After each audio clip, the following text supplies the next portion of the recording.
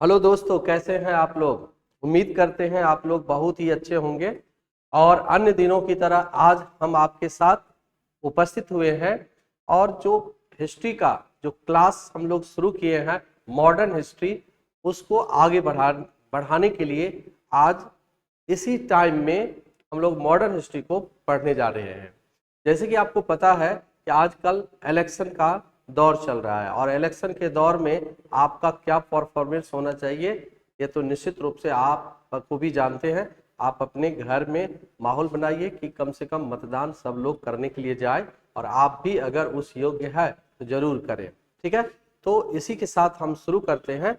पिछली क्लास में हमने मॉडर्न हिस्ट्री का जो लेटर मुगल था उसको इंट्रोड्यूस करवाया था, जिसमें 3 बातों को रखा था। पहला, पॉलिटिकल कंडीशन ऑफ मौर्यन, मतलब लेटर मुगल एम्पायर, यानी कि उत्तरवर्ती मुगल काल का जो राजनीतिक कंडीशन था वो कैसा था। ठीक है, फिर दूसरी बात हमने लिखा था कि लेटर मुगल काल में कौन कौन से मुगल शासक हुए। जैसे कि मैंने लिखा था हर शासक का पीरियड और नाम, जैसे बहादुर शाह फर्स्ट हुआ, जहांदार शाह हुआ, फर्रुखशियर हुआ, ठीक है, मोहम्मद शाह, अहमद शाह, शाह आलम शाह द्वितीय, शाह आलमगीर द्वितीय, और उसके बाद अकबर द्वितीय और बहादुर शाह द्वितीय जफर, जिसमें से 4 ऊपर के जो शासक थे, ठीक है, बहादुर शाह प्रथम, जहांदार शाह, फर्रुखशियर और मोहम्मद शाह, इन चारों को अलग अलग नामों से संबोधित किया उसके कामों के कारण। जैसे कि बहादुर शाह प्रथम को उसके शाह ए बेखबर कहा गया, आज हम लोग जानेंगे क्यों कहा गया। जहांदार शाह को लंपट मूर्ख कहा गया, आज जानेंगे क्यों कहा गया। और फर्रुखशियर को घृणित कायर कहा गया, जानेंगे क्यों कहा गया। और फिर मोहम्मद शाह को रंगीला बादशाह कहते हैं, आखिर क्यों कहा गया रंगीला बादशाह। इन 4 सेक्शन को, लेटर मुगल काल के पूरे 150 साल के शासनकाल को हम लोग 2 लेक्चर में पूरा करने का प्रयास करेंगे। और आज का ये सेकंड लेक्चर होगा। कल तो हम लोग इंट्रोडक्शन किए थे और सेकंड लेक्चर में हम लोग देखते हैं लेटर मुगल काल के महत्वपूर्ण शासक। और पहला शासक जो है वो कौन है। पहला शासक हमारा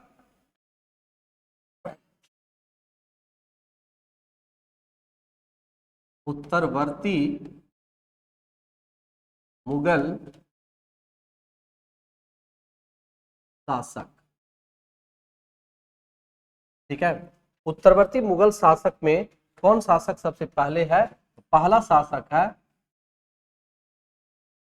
बहादुर शाह प्रथम। इसके बारे में हमने लिखा था कि यह 1707 से लेकर के 1712 तक शासन किया था। 1707 से 1712 तक शासन किया। 1707 से 1712 तक शासन किया। और इसे कहा क्या गया, इसे कहा गया शाह ए बेखबर, शाह ए बेखबर कहा गया। ठीक है, अब ध्यान से थोड़ा सा सुन लीजिए आखिर क्यों कहा गया शाह ए बेखबर। तो निश्चित तौर पर इसके पीछे बहुत सारे कारण है। आखिर क्यों कहा गया शाह ए बेखबर। देखिए, सबसे पहला, जब औरंगजेब की मृत्यु हुई 1707 ईस्वी में, तो औरंगजेब के मरने के बाद, ठीक है, एक संघर्ष शुरू हो गया। और वो संघर्ष था उत्तराधिकारी की लड़ाई, जिसमें से शाहजादा मुअज्जम, जो बिहार प्रांत का सूबेदार था, उन्होंने अपने भाइयों को पराजित करके मुगल बादशाह बना और यह सिद्ध किया कि उनके पिता, जो औरंगजेब ने जिस परंपरा को शुरू किया था, वह परंपरा उनके अनुकूल ही फेवरेबल है। उनके पिता औरंगजेब ने कौन सी परंपरा को चलाया था। उनके पिता ने, जो शाहजहां का पुत्र था औरंगजेब, वह 4 भाइयों में सबसे प्रभावशाली पुत्र था। पहला पुत्र था शाहजहां का, कौन सा। पहला पुत्र था दारा शिकोह, दूसरा था शुजा शाह, तीसरा था औरंगजेब और चौथा था मुराद। जब अचानक शाहजहां बीमार पड़ गया था, लगभग उस वक्त जब तक किसी भी पुत्र को उन्होंने उत्तराधिकारी घोषित नहीं किया था, उसी दौरान वह कड़ा का सूबेदार था, दक्षिण का सूबेदार था, उनकी राजधानी कड़ा थी। वहां से वह आगरा की ओर प्रस्थान किया, यह सोचकर कि वह उत्तराधिकारी के दौर में शामिल होंगे।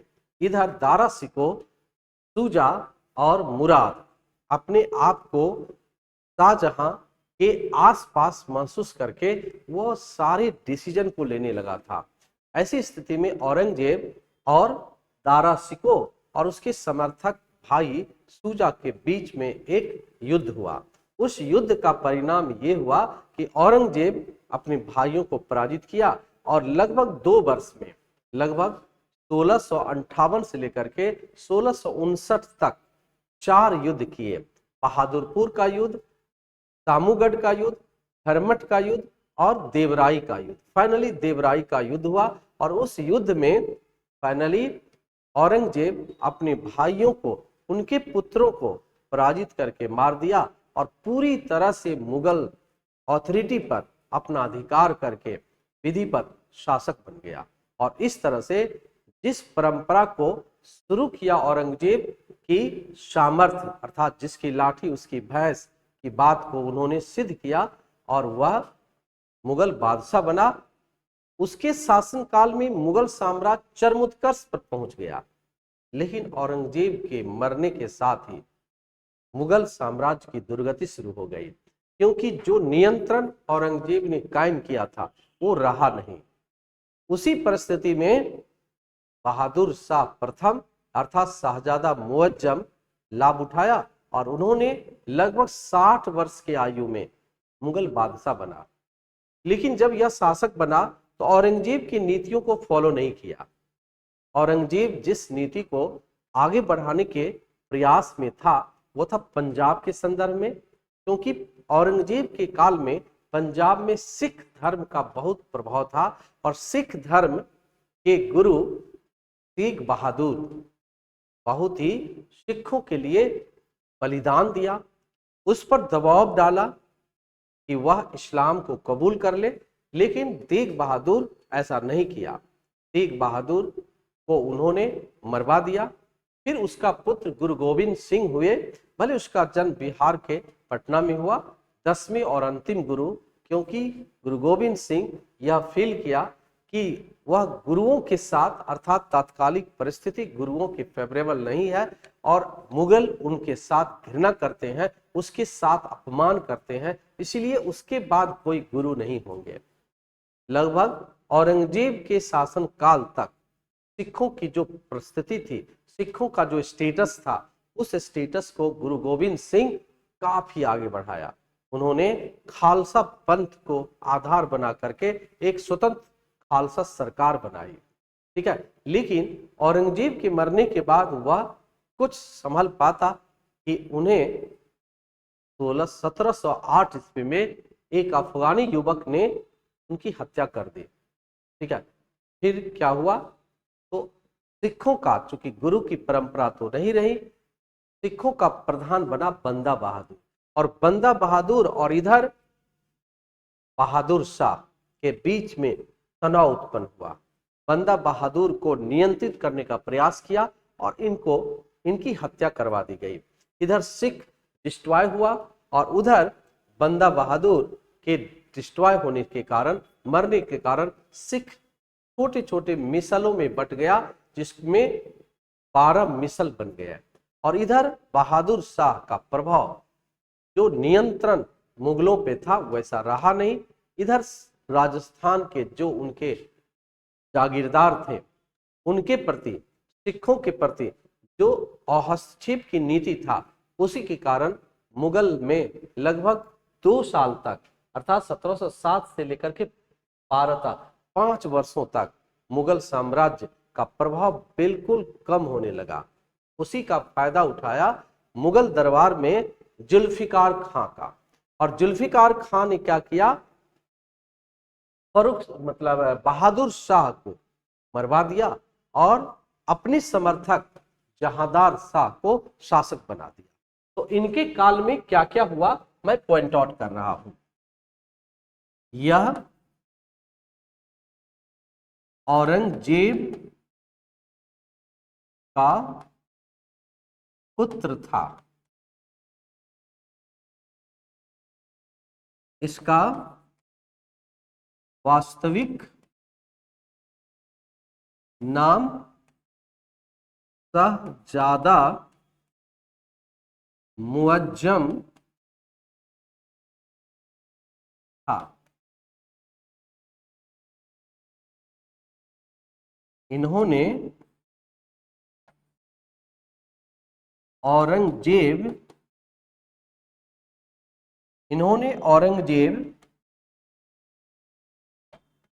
औरंगजेब की राजनीतिक व्यवस्थाओं को कायम नहीं कर सका, लेकिन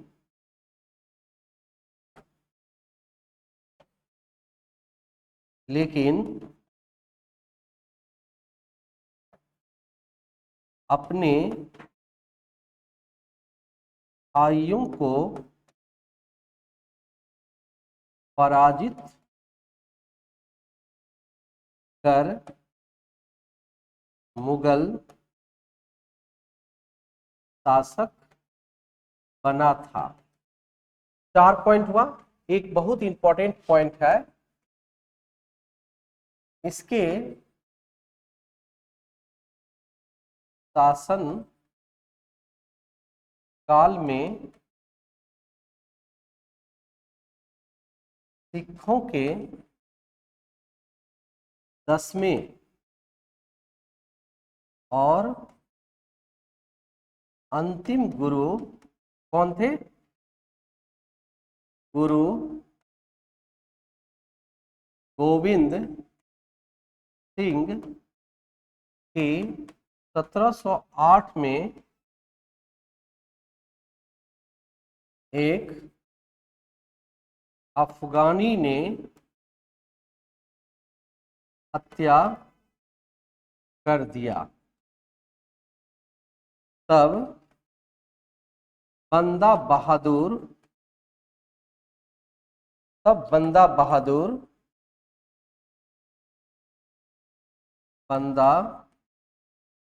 बहादुर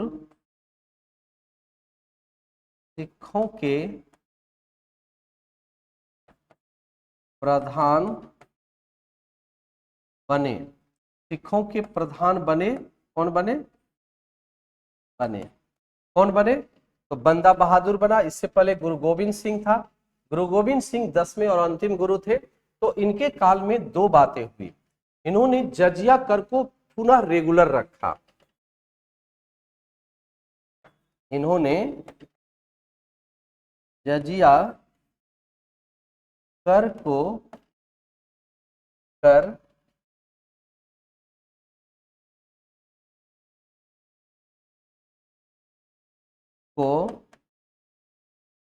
हटाने से मना कर दिया।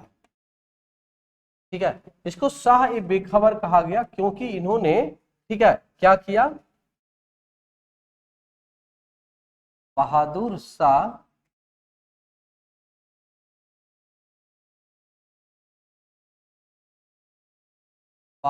शाह प्रथम औरंगजेब की नीति को बनाए रखने में असफल रहा, इसलिए उसे शाह ए बेखबर कहा गया। ठीक है, मेन पॉइंट ये है कि औरंगजेब के नीतियों को बहादुर शाह बनाए नहीं रखा और वह असफल हुआ, इसलिए इसको शाह ए बेखबर कहा गया। अब इसके बाद आता है जहांदार शाह। जहांदार शाह, जहांदार शाह बने। जहांदार शाह कब से कब तक? तो 1712 से लेकर के 13 एडी तक शासक रहा। इसके बारे में 4 महत्वपूर्ण बातें हैं। पहली बात ये है कि जहांदार शाह पूरी तरह से अयोग्य शासक था। यह मुगलों का पहला अयोग्य शासक था। पहला अयोग्य शासक था। देखिए, पहला अयोग्य शासक क्यों था? क्योंकि पहली बार कोई मुगल किसी जागीरदार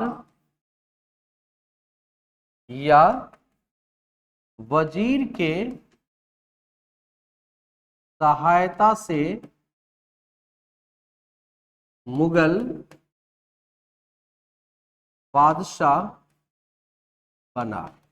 ठीक है, इसके काल में कौन सा वजीर हुआ? इसके शासन काल में जुल्फिकार खां प्रभावशाली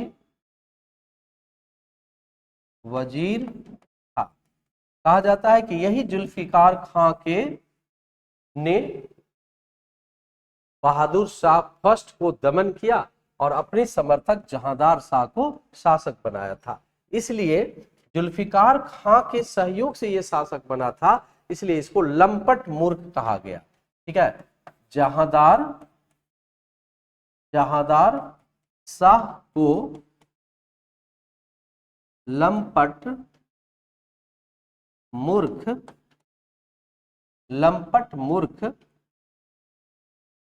कहा गया। ठीक है, क्योंकि यह 60 वर्ष की आयु में लगभग अधिक आयु था, इसलिए इनकी मृत्यु हो गई। और मृत्यु में जिम्मेदार था कौन? इसके पैरेलल में, जहां जुल्फिकार खां के पैरेलल में 2 भाई स्टैंड हुआ। एक था हुसैन अली खां और एक था अब्दुल्ला खां। अब्दुल्ला खां सैयद और हुसैन अली खां का सैयद इतना ज्यादा एक्टिव हो गया कि वह जुल्फिकार खां के प्रभाव को खत्म किया। और जैसे जुल्फिकार खां खत्म हुआ, वैसे ही जहांदार शाह का शक्ति कमजोर हो गया और जहांदार शाह के स्थान पर वह अब्दुल्ला खां सैयद और हुसैन अली खां सैयद, फर्रुखसियर जो अपना समर्थक था, उनको शासक बना दिया। और इस तरह से सत्ता पर परिवर्तन हो गया। सत्ता में आ गया कौन? सैयद बंधु अर्थात अब्दुल्ला खां सैयद और हुसैन अली खां सैयद। निश्चित तौर पर इन दोनों का प्रभाव इतना ज्यादा रहा कि लगभग 1719 के काल में जिसे चाहा राजा बना दिया, मुगल बादशाह बना दिया। इसीलिए इनको राजा निर्माता या किंग मेकर के नाम से जाना गया। वैसे जुल्फिकार खां भी कमजोर नहीं था, ये भी काफी शक्तिशाली थे। और जुल्फिकार खां ने यह सिद्ध कर दिया पहली बार कि अब मुगलों का शासक या मुगल के अधीन जो भी शक्तिशाली वजीर होंगे, वह अपने ही समर्थकों को एज ए सुल्तान या एज ए बादशाह के रूप में नियुक्त करेंगे। और वही चीज हुआ यहाँ पर। पहला ऐसा क्वेश्चन पूछा जाता है कि मुगलों का पहला शासक कौन था जो किसी वजीर की सहायता से मुगल बादशाह बना था? तो वह निश्चित तौर पर कौन था? जहांदार शाह था। अगला शासक है फर्रुखसियर।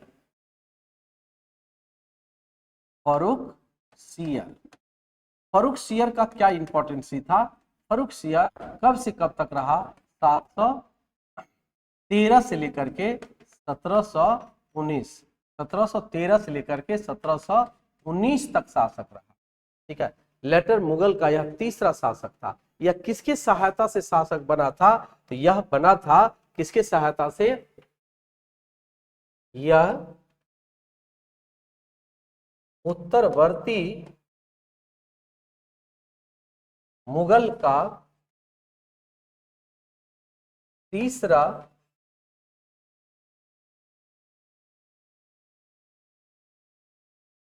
शासक था। यह सैयद बंधुओं के सहायता से मुगल शासक बना। सैयद बंधुओं की सहायता से, ये सैयद बंधु कौन था? सैयद बंधुओं की सहायता से शासक बना था। आखिर ये सैयद बंधु कौन था, इसको जानना जरूरी है। सैयद बंधु कौन था? सैयद बंधु सैयद बंधु को उत्तरवर्ती मुगल काल का किंग मेकर कहा गया, क्योंकि इन्होंने 1719 ईस्वी में जिसे 1719 ईस्वी में जिसे चाहा मुगल बादशाह बना दिया, मुगल बादशाह बना दिया। देखिए भाई, ये जो सैयद बंधु था, इसमें दो व्यक्तियों का शामिल था। इस सैयद बंधु में एक व्यक्ति था अब्दुल्ला खां सैयद, और एक और था हुसैन अली खां सैयद। ये दोनों भाई फर्रुखसियर को अपना शासक बनाया था। इसीलिए सैयद बंधुओं ने अब्दुल्ला खां सैयद को, ठीक है, मीर यानी कि वजीर, और हुसैन अली खां को मीर बख्शी का पद दिया। सेनापति और धन का मालिक बना दिया, प्रधानमंत्री बना दिया। अर्थात यह मनमाने ढंग से अपने आप को रिप्रेजेंट किया। ठीक है, यहाँ पर एक और महत्वपूर्ण बातें हैं कि सैयद बंधु जो था उसे किंग मेकर कहा गया, और जिसे चाहा 1719 ईस्वी में राजा बना दिया। इसलिए मुगल दरबार में सैयद बंधु उच्च पदों पर आसीन हो गए। आसीन हो गए यानी कि उच्च पदों पर प्राप्त किया, उच्च पद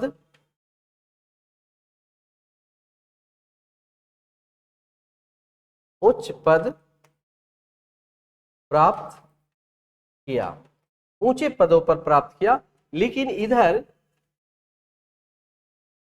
लेकिन फर्रुखसियर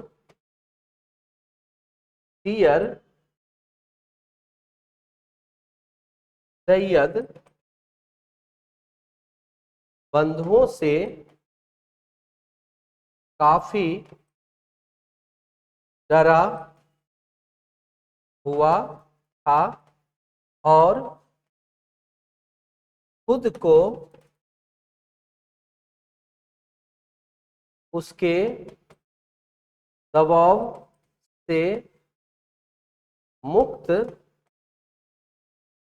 होने का प्रयास कर रहे थे। दबाव में शासन कर रहा था। वो चाहता था कि किसी भी तरह से सैयद बरदर के प्रभाव से मुक्त हो जाए। इस बातों का कहीं भनक सैयद बंधु को था भी, लेकिन ऐसा कुछ कर नहीं पा रहा था। ठीक है, क्यों नहीं कर पा रहा था? क्योंकि एक तरह से हिंदुस्तान का जो शासन था वह फर्रुखसियर के हाथों में था। वह मुगल मतलब एक तरह से मुगलिया था, और किसी भी तरह से मुगलिया के खिलाफ कोई गुलाम या वजीर ऐसा कर नहीं सकता था। इसलिए वो चाहता था कि किसी ऐसे व्यक्ति को मुगल बादशाह बना दे जो उनके नियंत्रण में रहे या उनके अधिकारों को हमेशा सुरक्षित रख सके। इन मौके पर सैयद बरदर को मौका लगा, लेकिन उससे पहले फर्रुखसियर एक ऐसा काम किया जो सैयद बरदर के निगाहों में खरा नहीं उतरा। वो क्या था? तो अगले पेज में हम लोग इसको वर्णन करना चाह रहे हैं। ठीक है, वो ये है।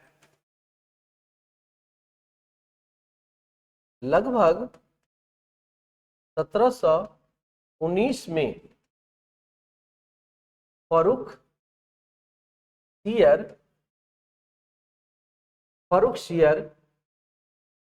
ब्रिटिश ईस्ट इंडिया कंपनी के प्रतिनिधि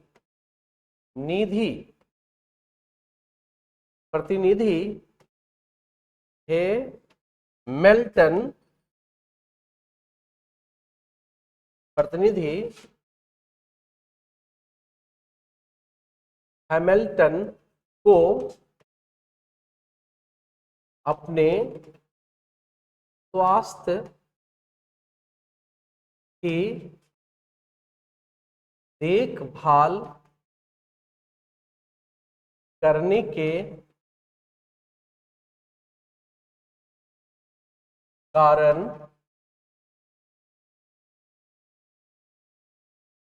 बंगाल का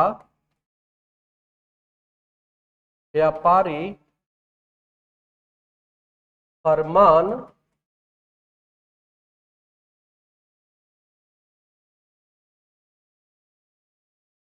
दे दिया। इसमें ब्रिटिश ईस्ट इंडिया कंपनी को व्यापार करने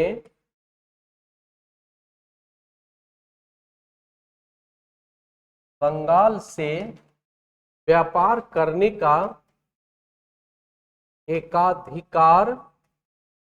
एकाधिकारी दस्तक मिल गया।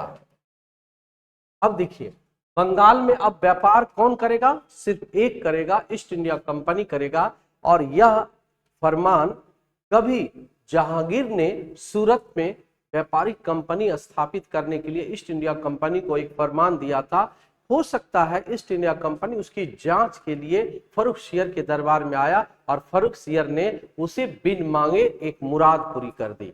उसको व्यापारिक फरमान दस्तक दे दिया कि वहां व्यापार करने का एक अधिकार होगा, मोनोपोली होगा। लेकिन ये बात फर्रुखसियर के इस घोषणा से सैयद बरदर खुश नहीं थे, और सैयद बरदर ने इसका दंडित रूप से इसे दंड देने के लिए फर्रुखसियर को आंख फोड़कर अंधा कर दिया और उसको हटाकर रफी उद्दौला को और फिर कुछ ही दिनों के बाद रफी उद्दरजात को मुगल बादशाह बना दिया। इस तरह से 1719 ईस्वी में उन्होंने मुगल बादशाह के रूप में 3 व्यक्तियों का दमन किया और स्थापित किया।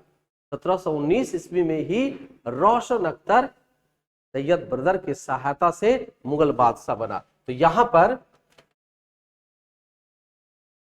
फर्रुखसियर की इस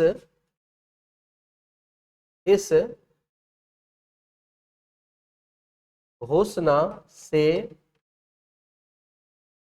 सैयद बंधुओं को बड़ा आघात लगा और बादशाह फर्रुखसियर को अंधा कर उसके बदले अपने समर्थक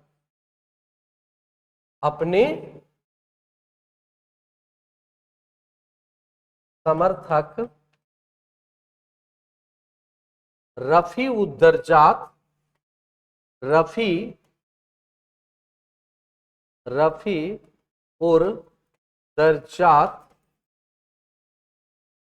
और पुनः रफी-उद-दौला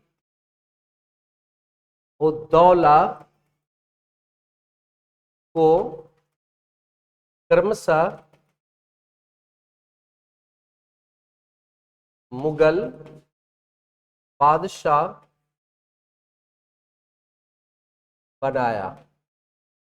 लेकिन रफी-उद-दर्जात और रफी-उद-दौला दोनों ब्रीफ पीरियड तक राजा बना, और यह एक तो गला दबा करके मार दिया गया और एक को पैरालिसिस होने के कारण खुद मर गया। और इस दोनों के बाद 1719 ईस्वी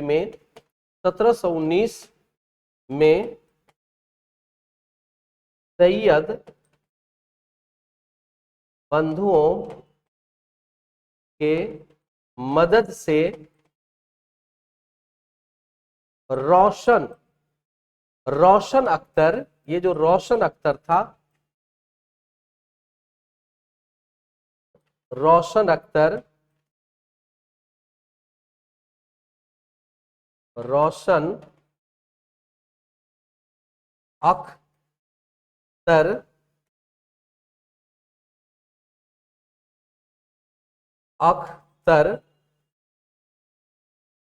मोहम्मद शाह के नाम से मुगल बादशाह बना। ठीक है, तो 1719 ईस्वी में 3 शासक बने। एक था रफी-उद-दर्जात, ठीक है, एक शासक कौन बना? रफी-उद-दौला, और इससे पहले रफी-उद-दर्जात, और दूसरा था रोशन अख्तर, किस नाम से? मोहम्मद शाह के नाम से। और ये तीनों परिवर्तन किसके सहयोग से हुआ? सैयद बंधुओं के सहयोग से हुआ, जो मोहम्मद शाह, अब्दुल्ला, और एक था हुसैन अली खां सैयद और अब्दुल्ला खां सैयद, इस दोनों की सहायता से बना था। इसीलिए तो इतिहासकारों ने सैयद बंधु को किंग मेकर के नाम से जाना गया। तो इस तरह से फर्रुखसियर के निर्णय का सैयद ब्रदर काफी विरोध किया। ये मामूली फरमान नहीं था। जो बंगाल में व्यापार करने का एक अधिकारी का जिसको दस्तक कहा गया, इस दस्तक को बाद में, ठीक है, मोहम्मद बिन कासिम ने समाप्त किया था, जिसका परिणाम बक्सर की लड़ाई हुई थी 1764 ईस्वी में। उसकी भी कहानी हम लोग देखेंगे। लेकिन फिलहाल यहाँ पर हमने इस दस्तक को इम्प्लीमेंट करवाया, किसके माध्यम से दिया गया? तो फर्रुखसियर के माध्यम से ईस्ट इंडिया कंपनी को दिया था। तो एक तरह से कह सकते हैं यहाँ पर ईस्ट इंडिया कंपनी का प्रभाव बंगाल में एक शासन के रूप में शुरू हुआ, व्यापारिक एकाधिकार के रूप में शुरू हुआ। ठीक है, तो मोहम्मद साहब रंगीला जो बादशाह बना 1719 ईस्वी में, इसका कार्यकाल क्या था, कैसे था, ये सब हम लोग अगले दिन देखेंगे, अगले एपिसोड में देखेंगे, अगले लेक्चर में देखेंगे। मोहम्मद शाह का शासनकाल जो कल क्लास होगा हमारा, ठीक है, और उसमें हम लोग मोहम्मद शाह को, उसके बाद अहमद शाह को, और कम से कम आलमगीर सेकंड को, जिसमें पलासी की लड़ाई हुई थी, और ईस्ट इंडिया कंपनी को अभी तो व्यापारिक फरमान मिला है, उस पलासी की लड़ाई के बाद व्यापारिक शासन का अधिकार मिलेगा बंगाल में। ठीक है, तो आज के पाठ को हम यही रखते हैं। अगली क्लास में मिलते हैं मोहम्मद शाह रंगीला के नाम से, जो यहाँ पर शासक बना था, रोशन अख्तर मोहम्मद शाह के नाम से, इसको हम लोग कल देखेंगे। तो ओके, तो आज यही रखते हैं। वेलकम और ढेर सारी शुभकामना कल के लिए। ठीक है, आज के लिए इतना ही।